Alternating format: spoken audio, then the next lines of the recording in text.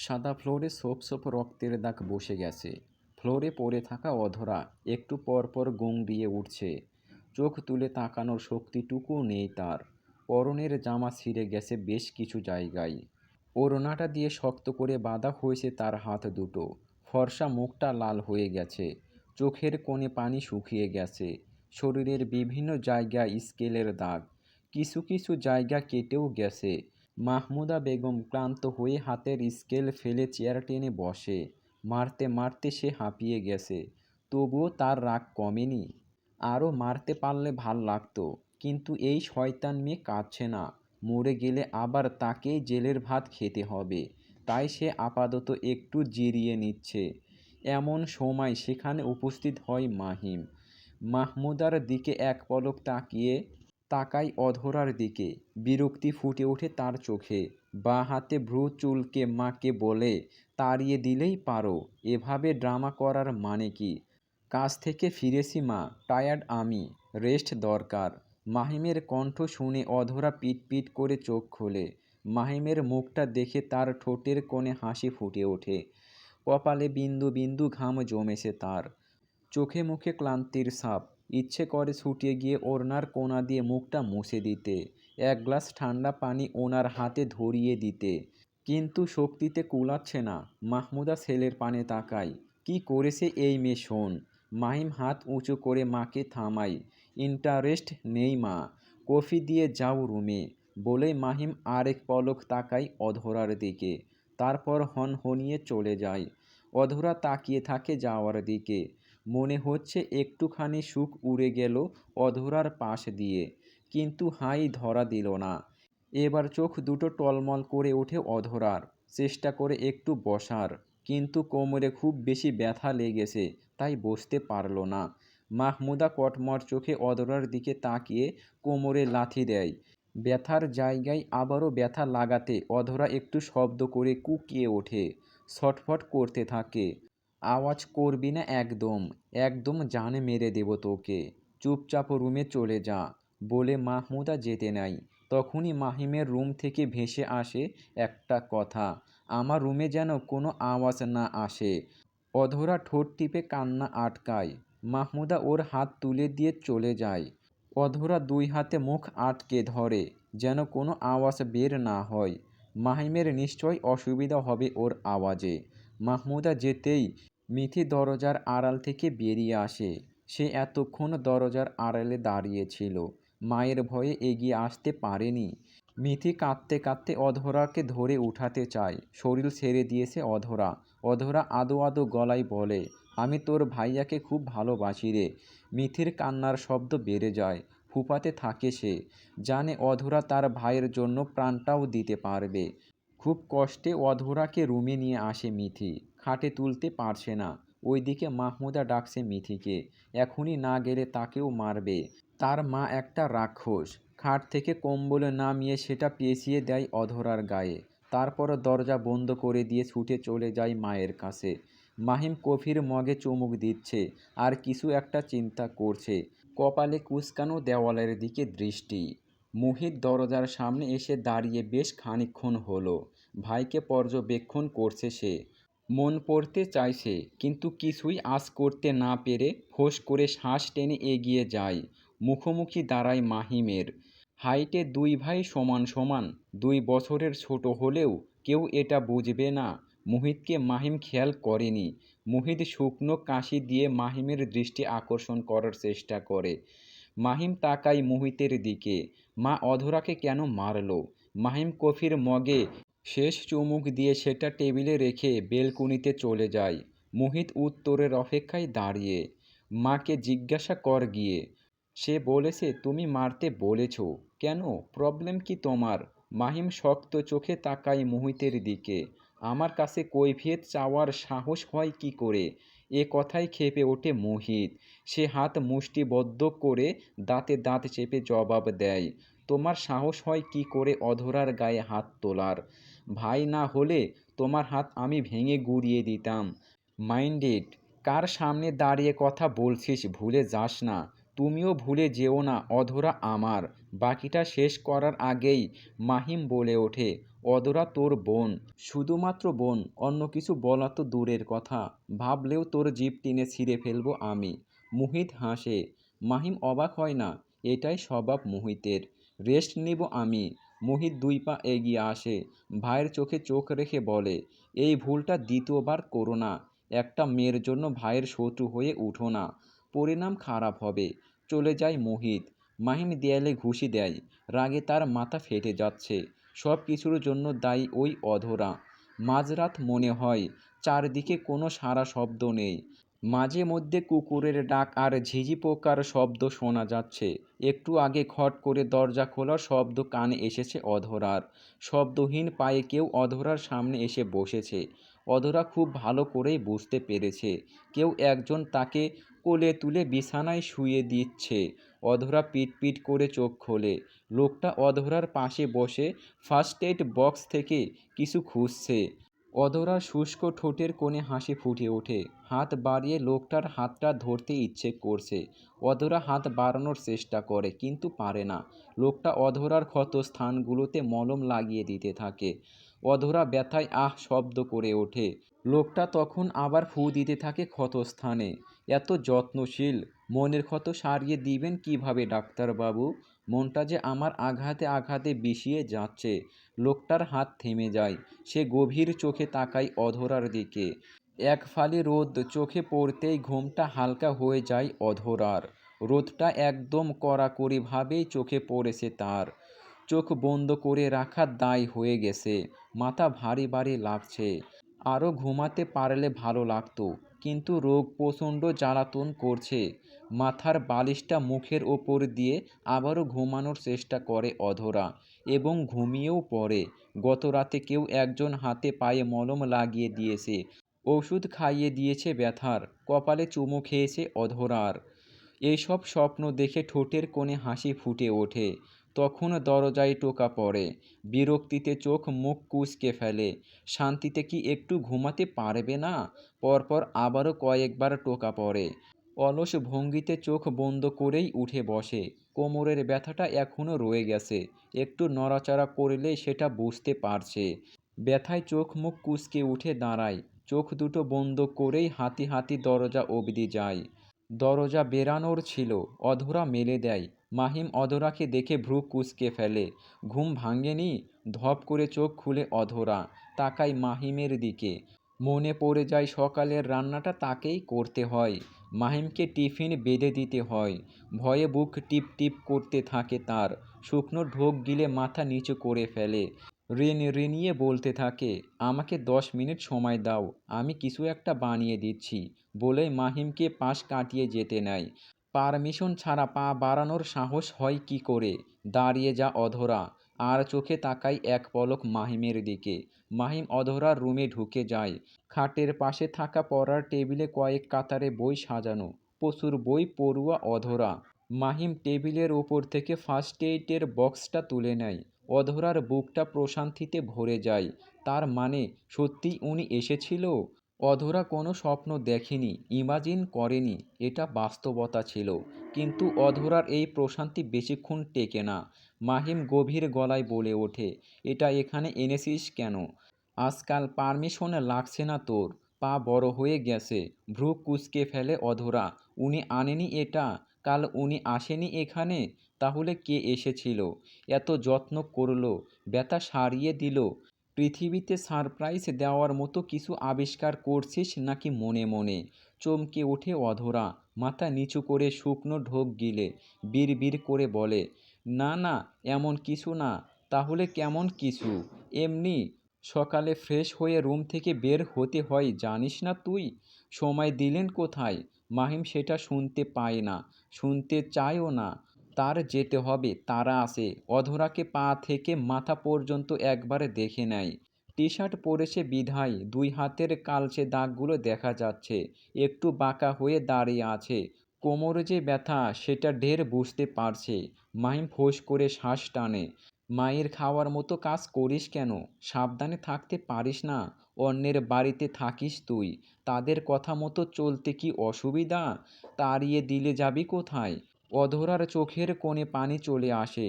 প্রিয় মানুষটার থেকে অপমান নিতে কষ্ট হচ্ছে। আশ্রিতা সে।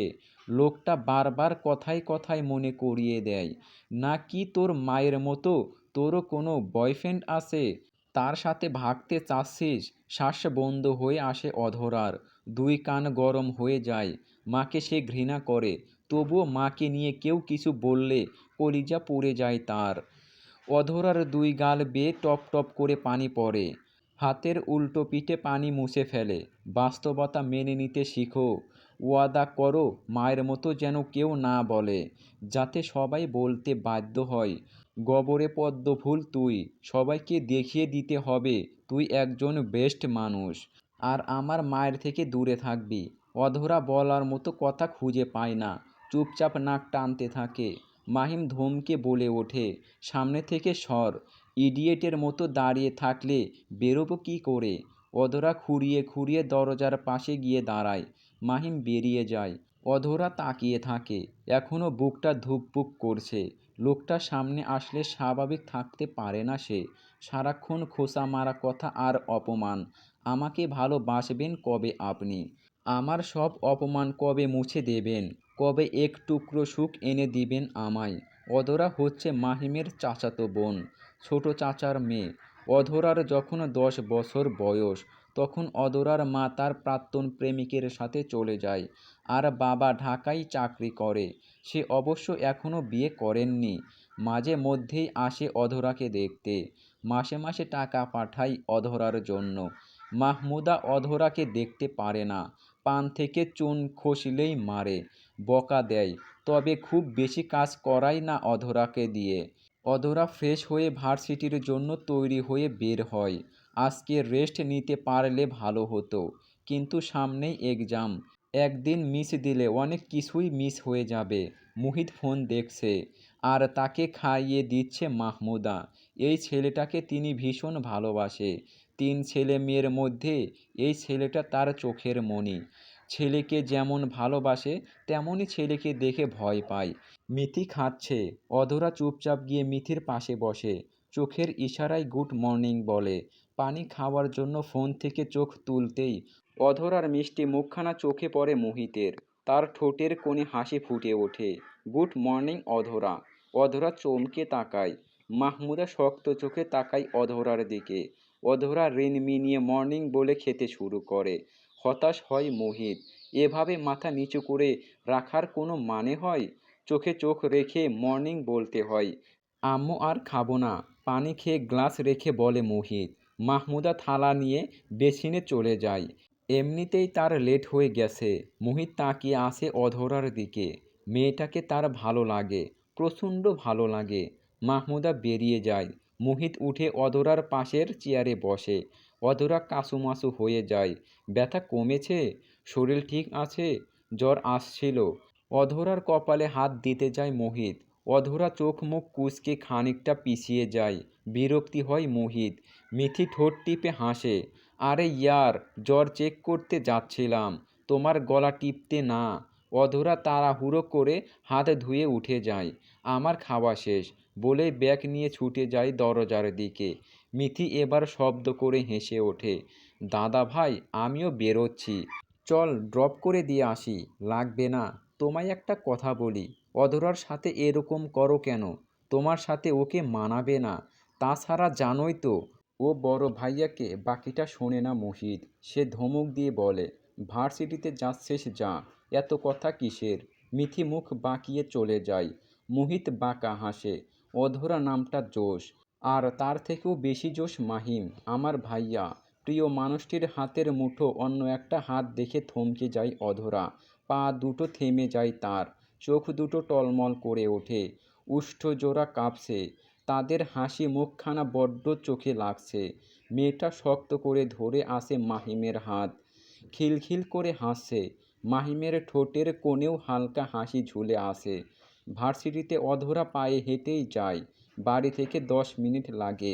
ভার্সিটির সামনে শিশু পার্ক। সেখানে শিশু কম দেখা যায়, কিন্তু কপোত কপোতির দেখা বেশি মেলে। সেই শিশু পার্কের সামনে মাহিম এবং তার সাথে একটা মেয়ে। চোখে টলমল করা পানিটুকু 2 গাল বেয়ে গড়িয়ে পড়ে।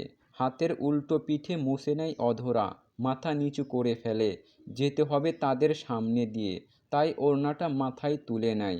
ব্যাগটা বুকের মধ্যে নিয়ে তাড়াহুড়ো করে হাঁটতে থাকে, যাতে মাহিম তাকে না দেখতে পায়। মাহিমকে পাশ কাটিয়ে যাওয়ার সময় আচমকা অধরার হাত ধরে ফেলে মাহিম। চমকে ওঠে অধরা, মেয়েটিও ভ্রু কুঁচকে তাকায়। মাহিম একটানে অধরাকে সামনে দাঁড় করিয়ে হাত ছেড়ে দেয়। একা কেন? আর এত আগে কেন? ক্লাসরুম ঝাড়ু দেওয়ার দায়িত্ব পেয়েছিস? মেয়েটা হেসে ফেলে। লজ্জায় অধরা নিচু মাথা আরও নিচু করে ফেলে। লোকটা সারাক্ষণ তাকে লজ্জা দিতে থাকে। একটুও কি ভালো করে কথা বলা যায় না? মেয়েটি হাসি থামিয়ে মাহিমের হাত জড়িয়ে ধরে বলে, কে? মাহিম অধরার নিচু মাথার দিকে তাকিয়ে আনমনে বলে ওঠে, প্রিয়সী। আরেক দফা চমকে ওঠে অধরা, বড় বড় চোখে তাকায় মাহিমের দিকে। মাহিম বিরক্তি হয় নিজের ওপর। মেয়েটি বলে, বুঝলাম না। ওর নাম অধরা, সেটাই বলছি। না বোঝার কি আছে? আজীব। মেয়েটার চোখে মুখে প্রশ্ন, অধরার মনেও প্রশ্ন জেগেছে। তুমি তো প্রেয়সী বললা। তিয়াশা, ইদানিং কানে বেশি শুনছো তুমি। আর তুই? চল তোকে ক্লাসে দিয়ে আসি। সবগুলো ক্লাসরুম একাই ঝাড়ু দিবি। এটাই তোর পানিশমেন্ট। বলে অধরার হাত ধরে টানতে টানতে চলে যায়। পেছনে রেখে যায় হতভম্ব তিয়াশাকে। সে অঙ্ক মেলাতে ব্যস্ত। অধরার মনে এখন প্রশ্ন নয়, ভয় চেপেছে। এই যে মাহিম তার হাত ধরে হাঁটছে, এটা যদি মাহমুদা দেখে ফেলে, তাহলে তো অধরাকে আর আস্ত রাখবে না। কোমর যেটুকু ভালো আছে সেটুকুও ভেঙে দেবে। শুকনো ঢোক গিলে আশেপাশে দেখে নেয় অধরা। চারপাশে মানুষজন গিজ গিজ করছে। করবে না? শিশু পার্কের পাশেই কোর্ট, দুই পাশে ফুলের দোকান। হাত ছাড়ুন ভাইয়া, কেউ দেখলে কি বলবে? মাহিম দাঁড়িয়ে যায়, শক্ত চোখে তাকায় অধরার দিকে। হাত ছাড়ে না, বরং আরও একটু শক্ত করে ধরে। কথা শিখে গেছিস না? থাপড়ে গাল লাল করে দেব। চুপচাপ হাঁটতে থাকে। এরপর আর কিছু বলার থাকে না অধরার। আসলে আমরা সব সময় প্রিয় মানুষদের কাছে দুর্বল। চুপচাপ তাদের কথা মেনে নেওয়া, আত্মসম্মান বিসর্জন দেওয়া না, এটার মধ্যে ভালোবাসা মিশে থাকে। মাহিম হাত ধরে হাঁটাতে অধরার খারাপ লাগছে না, বরং ভালোই লাগছে। আবার মনের মধ্যে ভয়ও কাজ করছে। ভার্সিটির মাঠে বেশ কিছু ছেলে মেয়ে দেখা যাচ্ছে। এখনও গেট খোলা হয় নাই। একটু বেশি আগে এসে পড়েছে অধরা। কি করবে? মোহিতের বিহেভিয়ার তার পছন্দ না। তার থেকে দূরে না আসা পর্যন্ত শান্তি নেই। ভেবেছিল কলেজের মাঠে এসে বসে থাকবে, তবুও মোহিতের নিকনিক সহ্য করবে না। অধরা আর চোখে তাকাচ্ছে মাহিমের দিকে, আর মিট মিট করে হাসছে। কি সুন্দর লম্বা চওড়া মানুষটা। গম্ভীর মুখে এদিক সেদিক তাকাচ্ছে। সাদা শার্টের হাতা কোনোই অবধি গুটিয়ে রেখেছে, যার ফলে ফর্সা হাতের কালে লোমগুলো দৃশ্যমান। কিন্তু সুন্দর লাগছে দেখতে। বড় বড় আঙ্গুলের ভাঁজে অধরার ছোট্ট ছোট্ট আঙ্গুলগুলো। মুহূর্তটা দারুণ। ক্ষণে ক্ষণে শরীর কাঁটা দিয়ে উঠছে মানুষটার ছোঁয়াপে। অনুভূতির সাগরে ডুবে মরতে ইচ্ছে হচ্ছে। মাহিম হাত ঘড়ি দেখছে আর এদিক ওদিক তাকাচ্ছে। চোখে মুখে বিরক্তি ফুটে উঠেছে। অধরার জিভ দিয়ে ঠোঁট ভিজিয়ে রিনমিনিয়ে বলেই ফেলে, হাসপাতালে যাবেন না? মাহিম শীতল চোখে তাকায় অধরার দিকে। অধরা তাকিয়েছিল বিধায় দুজনের চোখাচোখি হয়ে যায়। অধরা চোখ নামিয়ে ফেলে। ভয়ঙ্কর লোকটার চোখ দুটো একদম হৃদয় পর্যন্ত ভূমিকম্প তুলে দেওয়ার ক্ষমতা রাখে। আজকে বাসায় গিয়ে মাকে বলবি তুই ওই বাড়িতে আর থাকছিস না। অধরার কপালে ভাঁজ পড়ে যায়। কি বলছে লোকটা? ফের তাকাই মাহিমের পানে। মাহিম তাকিয়েছিল। তাহলে থাকবো কোথায়? আমি সব ঠিক করে ফেলেছি। তুই আর ওই বাড়িতে থাকছিস না। আর মুহিতকে দেখে কাঁপাকাঁপি করার কি আছে স্টুপিড? কড়া গলায় কথা বলতে পারিস না? নেক্সট টাইম কাঁপতে দেখলে পা ভেঙে ফেলবো তোর। অধরা কি বলবে বুঝতে পারছে না। গাল ফুলিয়ে ফেলে। কোথায় থাকবে সে? একা একা থাকবে কি করে? বাবাকে কি বলবে? অধরাকে চুপ থাকতে দেখে মোহিত আবার বলে ওঠে, কি ওর ছোঁয়াছুঁই ভালো লাগে? এনজয় করিস? অধরা ফোঁস করে শ্বাস টেনে বলে, একা থাকবো কি করে আমি? দিনে না হয় ম্যানেজ করে নেব, কিন্তু রাতে? এটাই ভাবছিলাম। রাতে আমি থাকবো নি তোর সাথে। অধরা আর কিচ্ছু বলে না। মাথা নিচু করে দাঁড়িয়ে থাকে। আর কি বলার আছে, লোকটা খেপেছে আজকে, সোজা কথা বলবেই না। মাহিমের ফোন বেজে ওঠে। সে অধরার হাত ছেড়ে দিয়ে পকেট থেকে ফোন বের করে।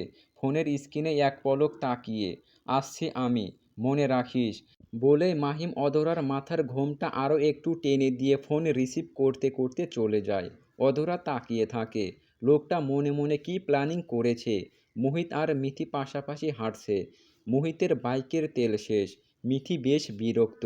পায়ে হেঁটে কলেজে সে খুব কমই যায়, তার হাঁটতে ভালো লাগে না। মোহিত শান্তভাবে হাঁটতেই পারে না। এই গাছের পাতা ছিঁড়ছে, ওই গাছের ফল ছিঁড়ছে, গাড়িতে সেটা ছুঁড়ে দিচ্ছে, এই দিকে যাচ্ছে ওই দিকে যাচ্ছে। মিথি দীর্ঘ শ্বাস ফেলে। তার দাদাভাই একটা বাঁদর, এটা সে মানে। আচ্ছা বনু, একটা কথা বলতো, ভাইয়া কেন অধরাকে মারতে বলল? ভাইয়া কেন মারতে বলবে? আম্মুর গ্লাস ভেঙেছে তাই মেরেছে আম্মু, এসব ভাইয়া জানেও না। মোহিত দাঁড়িয়ে যায়। তার মা যে তাকে বলল অধরা মাহিমের রুমে ঢুকেছিল, মাহিমকে টাচ করতেও যাচ্ছিল, সেই জন্য মারতে বলেছে। তার মা তাকে মিথ্যে বলল? মিথি, এটা সত্যি? দাদা ভাই, আমি কখনোই মিথ্যা বলি না, এটা তুমিও জানো। চল, শক্ত করে ফেলে মোহিত, হাত মুষ্টিবদ্ধ করে ফেলে। আমার সাথে চল, আম্মুর কাছে যাব। মিথির হাত ধরে ফেলে মোহিত। মিথি অবাক হয়ে তাকায়। কিন্তু কেন? আমাকে মিথ্যা বলার শাস্তি তাকে পেতেই হবে। মিথি শুকনো ঢুক গেলে। এখন একমাত্র মাহিমই পারবে তার মাকে বাঁচাতে। তার দাদাভাই একটা সাইকো, একবার রেগে গেলে সে রাগ সহজে পড়ে না। মাহমুদা ক্লাস নিচ্ছিল। ভরা ক্লাস রুমে হুড়মুড়িয়ে ঢুকে যায় মোহিত। মায়ের হাত থেকে ইতিহাস বইটা কেড়ে নেয়, সেটা ছুঁড়ে মারে বাইরে। বই একদম কলেজের মাঠে এসে পড়ে। মাহমুদা আঁতকে ওঠে। ক্লাস ভর্তি ছেলে মেয়ে দাঁড়িয়ে যায়। সবাই ভয় পেয়ে গেছে। মোহিতকে চেনে সবাই। বলা বাহুল্য, অনেক মেয়েদের ক্রাশ সে। দেখতে মাশা আল্লাহ অনেক সুন্দর, জিম করা বডি, সারাক্ষণ হাতা কাটা টি শার্ট পরে বা শার্টের বোতাম খোলা থাকাতে দুই হাতের পেশি ফুলে থাকে, যা মেয়েদের আকর্ষণ করে। লম্বা সিল্কি চুলগুলো পেছনে ঠেলতে থাকে। সেই ক্রাশের এই রূপ আগে জানা ছিল না। রাগে রীতিমতো কাঁপছে সে। চল শক্ত, কপাল থেকে ঘাম ঝরছে। মাহমুদা শুকনো ঢোক গিলে বলে, মোহিত, সিনক্রিয়েট করছো কেন? এটা আমার কাজের জায়গা। মোহিত মাহমুদার সামনে ডাস্টার তুলে নেয়, তা বোর্ডে ছুঁড়ে মারে। বিকট শব্দ হয়। মাহমুদা ভয়ে কাঁপছে, বাকিরাও তাই। লজ্জায় মাথা নুড়িয়ে ফেলেছে। অন্য ক্লাসের স্টুডেন্টরাও টিচাররাও দরজার সামনে দাঁড়িয়ে আছে, এদের কার্যকলাপ দেখছে। মোহিত চিৎকার করে বলে ওঠে, আমাকে মিথ্যা কেন বললে? সাহস হলো কি করে অধরাকে মারার? মাহমুদা শাড়ির আঁচল টেনে থেমে থেমে বলতে যায়, আমার কথা। মোহিত মাহমুদাকে বলতে না দিয়ে তার দিকে তেড়ে যেতেই মাহিম মোহিতের হাত ধরে ফেলে। মিথি মাহিমকে কল করেছিল এবং ঝড়ের গতিতে সে চলে এসেছে। মিথি দরজার সামনে দাঁড়িয়ে কাঁপছে। কাঁদতে কাঁদতে তার হেঁচকি উঠে গেছে। মাহমুদা এবার শব্দ করে কেঁদে ফেলে। মাহিমকে দেখে সে সাহস পেয়েছে। এতগুলো স্টুডেন্টের সামনে অপমান। মোহিত তাকায় মাহিমের দিকে, চোখ দিয়ে আগুন ঝরছে তার। স্টুডেন্টরা মাহিমকেও চেনে। নিঃসন্দেহে মাহিমের থেকে মোহিত অনেক বেশি সুন্দর। সবার নজর মোহিতের দিকেই থাকবে। মাহিমকে কেমন আনস্মার্ট লাগে। গম্ভীর সে। ব্রো, ছেড়ে দাও আমায়, উনি মিথ্যা বলেছে। বলে কিনা অধরা তোমাকে টাচ। বাকিটা বলার আগেই মাহিম শক্ত গলায় বলে, এটা ক্লাস রুম, আম্মা ক্লাস নিচ্ছে, বাসায় চল। মোহিত এবার তাকায় সবার দিকে। ইস রে, এখানে সিনক্রিয়েট করে ফেললো। মাহিম মোহিতের হাত ছেড়ে মাহমুদার কাছে যায়। মায়ের দুই গালে হাত দিয়ে চোখের পানি মুছে দেয়। ডোন্ট ক্রাই আম্মা, তোমার ছেলে পাগল হয়ে গেছে। মাহমুদা ছেলেকে জড়িয়ে ধরে। মাহিম মায়ের মাথায় হাত বুলিয়ে তাকে শান্ত করে। মিথি বইটা কুড়িয়ে এনে মায়ের হাতে দেয়। ডাস্টার খুঁজে রাখে টেবিলে। মাহিম মায়ের গলা জড়িয়ে স্টুডেন্টের দিকে তাকিয়ে মুচকি হেসে বলে, সরি গাইস, আমার ভাইয়ের মাথায় প্রবলেম আছে, সরি ফর দ্যাট। আজকে আম্মা ক্লাস নিতে পারবে না। ভালো থেকো সবাই। বলেই সে মাহমুদার হাত ধরে ক্লাসরুম থেকে বের। দরজার সামনে দাঁড়ানো প্রিন্সিপাল স্যারকে দেখে মাকে নিয়ে বাড়ির দিকে রওনা হয়। মুহিত চোখ বন্ধ করে জোরে জোরে শ্বাস টেনে ওদের পেছনে যায়। অধরার কানে পৌঁছে গেছে কথাটা। সে ভয়ে কাঁপছে। আজকেও তাকে মায়ের খেতে হবে? জীবনটা এমন কেন? এত অশান্তিতে বাঁচা যায়? সে ভার্সিটি থেকে বাড়ি ফিরছে কিছুক্ষণ আগে। তখন মুহিত আর মাহিমের কথা শুনে ফেলে। মাহমুদা চেয়ারে বসে আছে কপালে হাত দিয়ে। মিথি মায়ের পাশে দাঁড়িয়ে আছে। অধরা নিজের রুম থেকে উকি দিয়ে দেখছে। বের হওয়ার সাহস নেই তার। মুহিতের প্রতি বিরক্ত সে।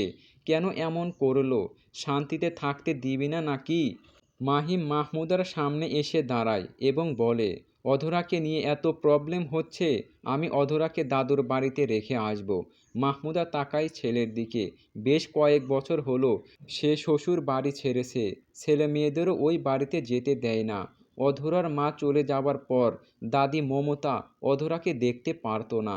তাই আসিফ মেয়েকে মাহমুদার কাছে দিয়েছে, যাতে একটু ভালো থাকতে পারে। মুহিত এগিয়ে এসে বলে, এখানেই থাকবে ও। মাহিম চোখ শক্ত করে বলে, থাকবে না ও এখানে। রোজ রোজ ঝামেলা আমি মেনে নেব না। শান্তি চাই আমার। ওই বাড়ি থেকে অধরা ভার্সিটিতে আসবে কি করে? আমি কোলে করে আনবো। মুহিত ভ্রু কুঁচকে তাকায়। অধরার হেঁচকি উঠে যায়। মাহমুদা শক্ত চোখে তাকায়। আসলে মাহিম এটা বলতে চায়নি, মুখ ফসকে বেরিয়ে গেছে। মাহমুদা বলে, হ্যাঁ, ওই মেয়েকে ছুঁড়ে ফেলে দিয়ে আয়। আমি আর সহ্য করতে পারছি না। মাহিম বাঁকা হাসে। মুহিত দাঁত কটমট করে মায়ের দিকে এগিয়ে যায়। কেন সহ্য করতে পারো না? মাথায় বসে আছে ও তোমার? মাহিম আর ওই দিকে নজর দেয় না। সে চলে যায় অধরার রুমে। অধরা খাটের ওপর বসে আছে।